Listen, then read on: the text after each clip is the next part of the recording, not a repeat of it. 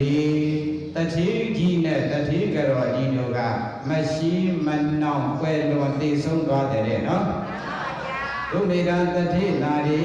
16နှစ်အရွယ်လူလာမြောက်လာတဲ့အခါမှာမိဘနှစ်ပါးရှင်းစစ်နောက်ဆက်ပွဲလွန်သိဆုံးသွားပြီးပြီးတော့သူတော်ကောင်းတို့ကြီးရိုးရိုးကလည်းတတိမျိုးရိုးကလည်းပါပါလေ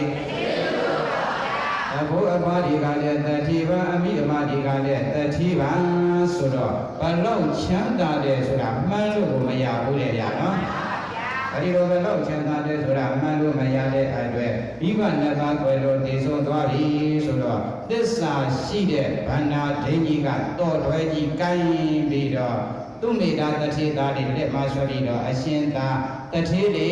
ကြွပါခင်များဆိုပြီးတော့တော်တွဲကြီးနဲ့ဂိုးတော်တွေလိုက်ခွင့်တယ်နော်ဘာနာဒိဋ္ဌုတဲ့ပုဂ္ဂိုလ်ကြီးက6ကလေးနဲ့ဂိုးတော်တွေခွင့်ပြီးတော့ပြတယ်အရှင်သာဟောဒီပစ္စည်းတွေကမိဘဘိုးဘွားတွေစုဆောင်ထားခဲ့တဲ့ဒါကစိန်တိုက်ကြီးပါဒါကဗရမ ्या တိုက်ကြီးပါဒါကရွှေတိုက်ပါဒါကငွေတိုက်ပါ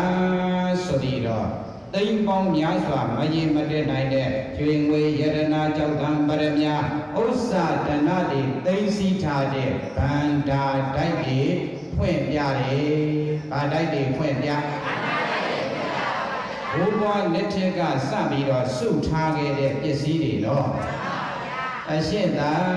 ဟောဒီရွှေငွေယရနာကြောက်တံပရမ ्या ဥစ္စာဒနာတွေကမိဘဘိုးဘွားလက်ထက်ကစပြီးတော့စုဆောင်ထားခဲ့တဲ့အတွက်ကြောင့်ဟောဒီပစ္စည်းတွေကအမွေစားအမွေကအနေအချင်းအရှင်တထေလေးပိုင်နာပါစိတ်ကြိုက်တာစီမံပါဆိုပြီးတော့ဗန္တာဒိဋ္ဌိကပြလိုက်တဲ့အချိန်သူမိတာ16နှစ်ပဲရှိသေးတာနော်အဲ့တော့ဒီရွှေဝေယရနာကြောင့်တံပရမ ्या တွေမြင်ကတွေ့ရတော့တာမန်လူငယ်ဆိုရင်သုံးမကွာဖြုံးမကွာငါဗျာအာယုကမဂုံတရားတွေတဝါကြီးခံစားမယ်တာမန်ပုဂ္ဂိုလ်ဆိုရင်အပြောအပန်းပဲသုံးဖို့စဉ်းစားမှာပေါ့ဗျာနော်ဒီတော့30ကြောင့်နဲ့အရွယ်သူမိတာတတိသားတွေကစဉ်းစားလိုက်ပြီးဩတဲ့ငါရဲ့အဖို့အဖွားငါရဲ့အဖေအမေဆွေမျိုးသားချင်းတတိုက်ကပစ္စည်းဥစ္စာတွေရှားယုံတာရှာတတ်တာယူမသွားတတ်ပါလားတန်ဝေကရပြီနော်ဒီလိုနဲ့ဒီစကားလေးထောက်လိုက်တော့မေတော်တို့ခမဲတော်တို့ရေပစ္စည်းဥစ္စာတွေကရှာတယ်ရှာတတ်ရပြီဟာလေကိုနောက်ပါအောင်ယူတယ်ယူတတ်ရပြီကိုနောက်ပါအောင်ပါပါလေဒီမှာသူမိတာတထေသားတွေကငါရဲ့မိဘဆွေမျိုးသားချင်းတက်တိုက်ကစီဝါဥစ္စာတွေရှာယုံနာရှာတတ်တာသူတို့နောက်ဘာတခုမှပါအောင်ယူမသွားတပါလားအချီးနေပြန်သွားကြပါပေါ်လားလူတော်ကရောက်တော်တာရောက်တာဥစ္စာတဏဘာတခုမှမပါဘဲနဲ့အချီးနေပြန်သွားကြပါလားဆိုပြီးတော့တန်ဝေကရပြီးတော့ဟေးငါကတော့ဟောဒီစီဝါဥစ္စာတွေဘဝတန္တရာတလျှောက်လုံးငါနောက်ပါအောင်ယူမယ်ဆိုပြီးတော့ကြည်တယ်ရှာထားတဲ့ပစ္စည်းတွေသူ့နောက်ပါအောင်ယူမယ်သူ့နောက်ပါအောင်ပါပါလေဦးဇင်းတို့ကတရားနာတယ်ဆိုတာသူတော်ကောင်းတို့ကောင်းတာဒီအတုကိုရမယ်နော်မကောင်းတာတွေလုပ်ပြီးတော့မကောင်းကျိုးပေးတာတွေကိုတော့တန်ဝေကယူပြီးတော့ရှောင်ရမယ်ကောင်းတာတွေနာပြီးတော့ကောင်းကျိုးရသေးတဲ့တရားတွေကိုတော့လိုက်နာကျင့်သုံးရမယ်ရှင်းရောရှိရလားဟောဒီမှာသူ့နေတာတွေစဉ်းစားပြီးမိဘမောင်ဘွားမိဘကြီးကိုမောင်နှမဆွေမျိုးသားချင်းတတိုက်ကဇီဝဥစ္စာလေးရှာယုံနာရှာတတ်တာယူမှတ်သွားတတ်ပါလားငါနောက်တော့ပါအောင်ယူမယ်ဆိုပြီးတော့ကဲဦးကြီးတို့ဦးလေးတို့ဗန္နာဒိဋ္ဌတို့အလူကံပုဂ္ဂိုလ်တွေခေါ်ကြဆိုပြီးတော့တူပဲပြောကြဆိုကြသူအမွေရတဲ့ဇီဝဥစ္စာတွေဗန္နာတိုက်တွေတကားတွေဖွင့်ပြီးတော့နာနာတမြအလူကံပုဂ္ဂိုလ်များကြိုက်တယ်လို့အလူခံပါဆိုပြီးတော့သူပိုင်တဲ့ဥစ္စာတွေအကုန်လုံးစွန့်လူလိုက်တယ်အကုန်လုံးမလုပ်လိုက်တယ်အဲ့တော့သာမန်အားဖြင့်ကြည့်မယ်ဆိုရဲ့ဒီလိုလှူလိုက်တာကုံသွားတယ်လို့ထင်လိုက်တယ်နော်သာမန်အားဖြင့်ကြည့်မယ်ဆိုရင်လူရန်ဒီကုံသွားတယ်လို့ထင်လိုက်တယ်တဲ့ဗျာဒါပေမဲ့ကုံနာမဟုတ်ပါလူတယ်ဆိုတာကအကုန်လုံးရလိုက်တာ ကိုလုံးဘာလုပ်လိုက်တာကြည်သာအဲ့ဒီလိုသူမေတ္တာတတိတာလေးဆွန့်လိုခဲ့တဲ့အတွက်ကြောင့်ဘဝများစွာမှာတို့ခရမ်းအလောင်းရဲ့ဖြစ်စဉ်ကိုကြည်လိုက်စမ်းဘဝများစွာမှာချမ်းသာကြွယ်ဝတဲ့ဘဝတည်ရောက်တဲ့အာကံဘဝများစွာမှာချမ်းသာကြွယ်ဝတဲ့မိမျိုးတတိမျိုးတကြွယ်မျိုးဘုံနာမျိုးများသောအပြင်ဖြစ်တဲ့ကံမကောင်းအကြောင်းမသိလို့ဟိုဒုစန္ဒဘဝရောက်တာတောင်မှဒါနဲ့တန်တရာဆိုတာအနိမ့်အမြင့်လေးကတော့ရှိသေးတယ်နော်ကံမကောင်းအကြောင်းမသိတော့ဒုစန္ဒဘဝရောက်တာတောင်မှမတင်ကတို့ဘဝရောက်တာတောင်မှဒီအလောင်းတော်ရဲ့အတန်ချားလိုက်တာနဲ့ကြိုင်နဲ့လူချင်းတဲ့လူတွေပေးခြင်းတဲ့လူတွေဟာစွန့်ကြဲခြင်းတဲ့လူတွေကတပုံကြီးဆိုပဲကြနော်မျိုးရိုးကတော့မတင်ကတောင်စားမျိုးပဲဒါပေမဲ့ချမ်းချမ်းသာသာတောင်းရတယ်ချမ်းချမ်းသာသာရရှိတယ်ချမ်းချမ်းသာသာမနေရဘူးလားဒီလိုတဲ့ခြုံပြီးတော့ပြောလိုက်တော့တို့အလောင်းတော်တိဒါနမျိုးစေကောင်းခဲ့တဲ့အတွက်ကြောင့်ဘဝများစွာဩဇာတနာဘောကျွယ်ဝပြည့်ပြည့်စုံစုံချမ်းချမ်းသာသာနေခဲ့ရတယ်ဆိုတာကသူပိုင်တဲ့ပစ္စည်းတွေကိုသူ့နောက်ပါအောင်ယူထက်လို့ပါရှိရရှိရလားနောက်ဆုံးဖယားဖြစ်တော်မူမဲ့ဘဝမှာတောင်မှရွှေအိုကြီးလေးလုံးငါပေါ်လာသုတ်တော်တနာဘယင်ကြီးယနာတော်ဖြစ်ပြီးတော့ရွှေနာစည်းစိမ်တွေမိန်မိန်ကြီးခံစားရတယ်လောကီအကျိုးတွေခံစားရတယ်ဆိုတာသူတော်ကောင်းတို့၏ဒါနရဲ့စွမ်းရည်ပါဒါရဲ့စွမ်းရည်ပါအကြောင်းသူမိတာတတိသာနိကငါပိုင်တဲ့ပစ္စည်းတွေငါနောက်အကုန်လုံးပါအောင်ယူမဲ့ဆိုပြီးတော့လူဒန်း၌သက်လို့တဲ့ဗျာဒီနေ့တို့အတွင်းရမှုကြီးဒါယကာကြီးဥကျော်တန်တီဝိနေကုသိုလ်အနုဒါနာပြုလုပ်တဲ့အမေတို့ယောဂီတွေအာယုဆုံးမြစက္ကလူဒန်းသလို့တဲ့ဗျာဦးဇင်းတို့တန်တနာပြုရာဌာနဖြစ်တဲ့တိုင်သာယာမြို့နယ်တန်တရာရေးကျောင်းတိုင်းတော်ကြီးအတွင်မှာဦးဇင်းတို့ရည်ရွယ်ချက်၃မျိုးနဲ့တည်ဆောက်နေတာပါနော်ပရိယတိသာသနာသာသေစာချတဲ့အလုပ်တွေဆောင်ရွက်မယ်ပฏิပတ်တိသာသနာလစဉ်တရားစကံဝရီဖွင့်နေပြီးတော့တရားဓမ္မတွေကြည်ညာပြုဖို့အထောက်ဖို့ဆောင်ရွက်တဲ့ပရဟိတာတဲ့ဗုဒ္ဓဘာသာရဲ့မျိုးစစ်ကလည်းရှိဖို့လိုအပ်တယ်နော်အဲ့တော့ဗုဒ္ဓဘာသာရဲ့မျိုးစစ်ဆိုတော့ဒါဦးဇင်းတို့ကြုံလို့ပြောပါမယ်ဦးဇင်းတို့ဗုဒ္ဓဘာသာတည်တတ်ဖို့ဆိုတာကိုယ်ရင်ရှိရမယ်နော်ကိုယ်ရင်ရှိမှဦးဇင်းရှိမယ်ဦးဇင်းရှိမှဘုန်းကြီးရှိမယ်ဘုန်းကြီးတွေရှိမှယဟန်တော်တွေရှိမှဓမ္မဂတိကတွေရှိမယ်ပြီးတဲ့ကသုံးဖို့ဆောင်တဲ့အရှင်မြတ်တွေရှိမယ်ဆရာတော်ကြီးတွေရှိမယ်ကျောင်းတိုင်ဘုန်းကြီးတွေရှိမယ်ကျောင်းတိုင်ဘုန်းကြီးဓမ္မဂတိကပြီးတဲ့ကသုံးဖို့ဆောင်ဒီအရှင်မြတ်တွေဖြစ်လာဖို့ဆိုတာကကိုယ်ရင်လေးကစားရတာနော်ဒီနေ့ခေတ်ကာလကြည့်လိုက်တော့သူတော်ကောင်းတို့ကြီးကိုရင်နေရှားသွားပြီအားရရှားသွားပြီလေဦးဇင်းတို့မျိုးရိုးကဘုန်းကြီးမျိုးရိုးဥစ္စာတော်ဝန်သားဒီဦးဇင်းရဲ့ဦးလေးအရင်ဦးဇင်းအဖေကအကြီးဦးဇင်းအဖေရဲ့အောက်ကဥစ္စာတော်ဝန်သားဦးလေးအရင်နော်ကျန်တော်ဥစ္စာတော်ဝန်သားရဲ့အဖိုးကလည်းဘုန်းကြီးပဲလို့လေဘုန်းကြီးမျိုးရိုးကဆင်းသက်လာတာဘယ်အတုကြမှာပြတ်တယ်လဲဆိုတော့ဦးဇင်းကနောက်ဆုံးတယ်ကျန်တဲ့တဝင်းခွဲကြီးတွေကျန်တဲ့တဝင်းခွဲလူတွေဘုန်းကြီးဝက်ကြလို့ပြောလိုက်ရင်ဘုန်းကြီးမျိုးရိုးကတောင်မှဘုန်းကြီးမဝက်တော့တာကျန်တဲ့ဈာဖောက်ပြီးတော့ကိုရင်ဖြစ်ဖို့ဦးစင်ဖြစ်ဖို့ဆိုတာခဲရင်သွားပြီနော်အဲဒီလိုကိုရင်ကျောင်းသားရှိမှကိုရင်ရှိမယ်ကိုရင်ရှိမှဦးစင်ကျန်ကတန်ခါဆရာတော်ကြီးတွေရှိမယ်လို့ဆိုတဲ့အတွေ့အကြုံဦးစင်တို့ကတန်တနာတော်ရဲ့မျိုးဆက်ကိုရင်လေးတွေမွေးထုတ်ချင်တာနော်အဲ့တော့မွေးထုတ်ခြင်းတဲ့အခါကျတော့ဦးဇင်းတို့အခုကန်တလိုက်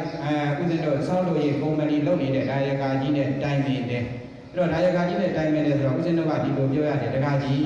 ဦးဇင်းကလည်းပွန့်ပွန့်နေနေပဲပြောတာပါနော်တကားကြီးဦးဇင်းတို့ကတော့သာသေစာကြပရိယတိသာသနာတရားဟောတရားပြပฏิပတ်တိသာသနာသာသနာမျိုးစစ်တွေဆောင်းလျှောက်ပေါ်ထွန်းဖို့ရတဲ့ပရဟိတလုပ်ငန်းစဉ်တွေဆောင်ရွက်ခြင်းနဲ့စိတ်ဓာရှိတာဘုန်းကြီးကဒါမရှိတော့မဖြစ်ဘူးနော်အဲ့တော့ကုမ္ပဏီတကာကြီးကိုပြောတယ်တကာကြီးကျုပ်ကဓမ္မဂတိကတော့ဓမ္မဂတိကပဲဒါပေမဲ့မစ္စည်းမကိုကြီးဆရာတော်တို့လိုတဲ့ဦးဆရာတော်တို့လိုဆရာတော်ဥညာတိတရာတို့လိုတရားတစ်ဝက်တည350သိတ္တရာရတဲ့ဓမ္မဂတိကမဟုတ်ဘူးဗျာ ခုနှစ်ရက်တရားစခန်းပေါ်ဒီသွားပေါ်မှာ၄သိန်းရ5သိန်းရတခါတည်း2သိန်း3သိန်းတောင်ပါစီ3သိန်းရရင်သူတို့ကလည်းဆောက်လုပ်စေဆိုပြီးတော့ကိုယ့်ဒီက2သိန်းတော့ပြန်အလူခံလိုက်တာနော်တခါတည်းကားနဲ့သွားတာဆိုတော့စီဘိုးတောင်ကိုကစိုက်ရတဲ့တခါတည်းနော်အဲ့တော့ပြောရတယ်တခါဒီကျုပ်ကဓမ္မဂတိကတော့ဓမ္မဂတိကပါဒါပေမဲ့စီရေသာဓမ္မဂတိကလေးပါဘာဓမ္မဂတိကလေးမေတချို့ကပြောတယ်ဩဘာသာတို့ကဒကာဒကမပေါ်တယ်အကြောင်းဆောင်ရင်ခဏလေးပြီးသွားမှာပေါ်တာကပေါ်တာပဲမနိညတ်တွေကလည်းပြောခဲ့ပြီလေအထုဒါနတခုပြဖို့ဆိုတာစေတနာလူဝဲပစ္စည်းအလူခံ၃ခုစုံမှဖြစ်တာနော်အဲ့တော့ဒကာကြီးကိုပြောတယ်ဒကာကြီးကျုပ်တို့ကတော့ဒီလိုစန္ဒာတာရှိတာဒကာကြီးလည်းဆွမ်းနိုင်တဲ့မြတ်ကူပေါင်းပြီးတော့ပါဝင်ဆောင်ခဲ့ပါဆိုတော့အောင်ဖြီပြိုးကုမ္ပဏီဒကာကြီးကဒီတန်ထဲပိုင်းဆိုင်ရာသူအကုန်တာဝန်ယူထားတယ်နော်တန်တဲ့ဘိုင်းဆိုင်ရာကဦးဇင်းတို့ဥက္ခုံလောက်တာကဦးဇင်းတို့ကတုတ်ပြရတယ်300လောက်ကုန်သွားပြီတဲထဲဓာရီရောဘာရီရောနော်အဲ့တော့ကိုလူတန်းလို့အလူကရတာနဲ့ငွေကလည်းပြတ်သွားပြီရှိတော့ဘုရားမှာနော်အဲ့တော့တန်ထဲအတွက်ကိုလည်းဒကာကြီးကတပိတော်နဲ့လူငယ်တဲ့တပည့်တော်ရဲ့ပတ်တဲ့တန်ငယ်ကြီးအပေါင်းအသင်းတွေကိုလည်းအလူခံမယ်ဆိုပြီးတော့3တက်စာဦးဇင်းတို့တန်ထဲဆင်ပါနော်3တက်စာတန်ထဲကြီးဆင်ပြီးတော့ဆက်လက်ကြတော့ဦးဇင်းတို့ကလောင်းပေးရမှာယဉ်ကြည်ဓာတ်ရဲ့ပထမဓာတ်ရဲ့ဒုတိယဓာတ်ရဲ့အဘုဓာတ်ရဲ့ဆိုတော့၄ဓာတ်တောင်းရမှာတစ်ထက်ကို350လောက်ကုန်မယ်ပေါ့ဗျာနော်အဲ့တော့စုစုပေါင်း300လောက်ကုန်ကြမယ်လို့ဆိုတဲ့အတွက်ကြောင့်ဦးဇင်းကဘယ်စုအဘုကရမလဲလို့စဉ်းစားလိုက်တော့အာယုန်ထဲမှာယောဂီတွေပဲပေါ်လာတယ်သူပဲပေါ်လာတယ်အဲ့ဒီအကြောင်းတွေသိလိုက်တော့မနစ်တုန်းကဒါယကာကြီးဥကျော်တန်းကဆရာတော်တဲ့တတိတော်တဲ့အရိယပရိပပရာဟိတသာသနာပြုလုံငန်းလေးဆောင်ရွက်ရပြီတဲ့တန္တရာရေးကြောင်းလိုက်တော်ကြီးတဲ့မှာတပိတော်တဲ့ဆွမ်းနိုင်တဲ့များလှူမယ်ဆိုပြီးတော့ဒါယကာကြီးဥကျော်တန်းကလည်းတသိလှူတယ်ဟောဒါယကာကြီးဥရွှေတော်ဒေါသကြီးတို့မိသားစုကလည်း7သိလှူတယ်ဥရွှေတော်သကြီးတို့ရဲ့တပိတွေကလည်းအမြတ်မြုပ်သူတို့ကလည်းသိတရားမှတည်ပြီးတော့လှူတယ်နော်ဒါတင်ပဲလားဆိုတော့သောတော်ကပဲဦးဇင်းတို့အကြောင်းမှလာပြီးတော့ဦးဇင်းတို့ကမဏိကပြောလိုက်တယ်အေးပြကျုပ်ကတော့တရားမှမရှိဘူးအကုန်လုံးအကျွေးနဲ့လှုပ်ထားရတာဝဲဝဲနေနေမှန်ရလို့သစ္စာဆိုပါသည်နော်ဘာနဲ့လှုပ်ထားရတာတော့အကျွေးနဲ့လှုပ်ထားရတယ်ဗျအဲ့ဒီတော့ဒုဒကဒကမတွေကဆွမ်းနိုင်တဲ့များပါဝင်လူတန်းကြပါဦးဇင်းကနောက်ပြောလေးပြောပြီးတော့တကယ်ပြောလိုက်တာနောက်ပြောလေးပြောပြီးတော့ပါလေမင်းငကက်လေရတယ်လက်ကောက်လေရတယ်ဆွဲကြိုလေရတယ်လို့ပြောလိုက်တော့သောတော်ကဒီတရားပွဲထဲမှာတရားဝင်နေတဲ့ဝဲလို့သူဥကောတော်တောင်းပြီးဝဲလို့သူဥတောင်းတွင်တို့အားရည်စုပြီးတော့ဖုတ်ကံရက်ကဒကမာကြီးဒေါနှသိန်းသူခင်မွန်ဒကာကြီးဥတောင်းတွေကတော့ကွယ်လွန်သွားပြီနော်အဲ့တော့ဆရာတော်ဟောတဲ့တပည့်တော်မဏိညံတွေကသန္တရာကြီးအကြောင်းတိုက်တော်ကြီးမတရားလိုက်ပြီးတော့နာတယ်ဆရာတော်လုပ်နေတဲ့သာသနာပြုလုပ်ငန်းတွေမြင်တွေ့လိုက်ရတော့တပည့်တော်လူချင်းတဲ့စိတ်တွေပေါ်လာတဲ့ခရာတညာလုံးအိမ်မပြောဘူးတဲ့နော်လူချင်းလွန်းလို့ဘာချင်းလွန်းလို့လဲ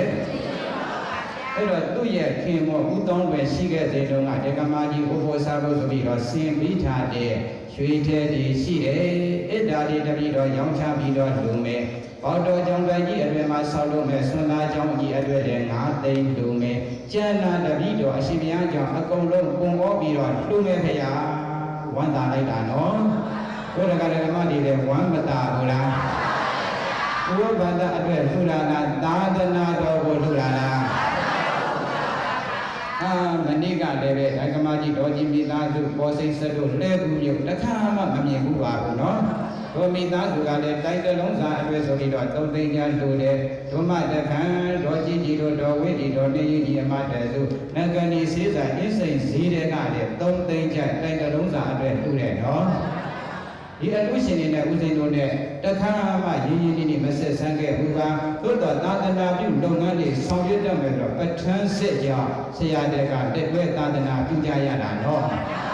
ဒီလိုနဲ့ဒီပုဂ္ဂိုလ်တွေကသူတို့ပိုင်ဆိုင်တဲ့ပစ္စည်းတွေသူ့မိတာထုတ်နှလုံးမူပြီးတော့အကုန်လုံးပါအောင်ယူကြပြီအကုန်လုံးပါအောင်ပါပါလေဒါယကာကြီးဥကျော်တန်တို့အလူရှင်အားလုံးအတိပိတို့ကသူမိတာတို့နှလုံးမူပြီးတော့မိမိတို့ပိုင်ဆိုင်တဲ့ဇီဝဥစ္စာတွေအကုန်လုံးကိုယ်တော်ပါအောင်ယူကြပြီဆိုတော့သူ သူမေတ္တာရှိရဲ့သူမေတ္တာတတိသားလေးတို့အားကြဝိကျော်သာအစကြီးတဲ့အလူရှင်တွေအားကြပြီးတော့တို့ပရိသတ်ကြီးလည်းအနေနဲ့အများပိုင်တာတော့ရှိမှာပဲနော်ထားခဲ့ချင်တာလားယူသွားချင်တာလားအတမကြိုက်သေးဘူးထားခဲ့ချင်တာလားယူသွားချင်တာလားယူသွားချင်တယ်ဆိုရင်တော့ကိုချမ်းရတော့မယ်ထင်တယ်နော်နာတော့ညာလာပြီအဲ့တော့ဟောဒီပေါတော်ကြောင့်လိုက်တော်ကြီးတွေမှာလည်းတကယ်တမ်းလိုအပ်နေတဲ့ဆွမ်းသားကြောင့်တော်ကြီးမကြခင်စတင်ပြီးတော့ဆောက်လုပ်တော့မယ်ပရိယာဂတိပါသာသနာပြုလုပ်ငန်းတွေဆောင်ရွက်တဲ့တန္တရာရေးကြောင့်လိုက်တော်ကြီးတွေမှာတဲ့အနန္တปี90အလျားက130ပေ3တက်ဓမ္မဗိမာန်ကြီးရောက်မှုတဲ့လူတိုင်းသိပါလေတကယ်ဆောက်လုပ်နေပါပြီနော်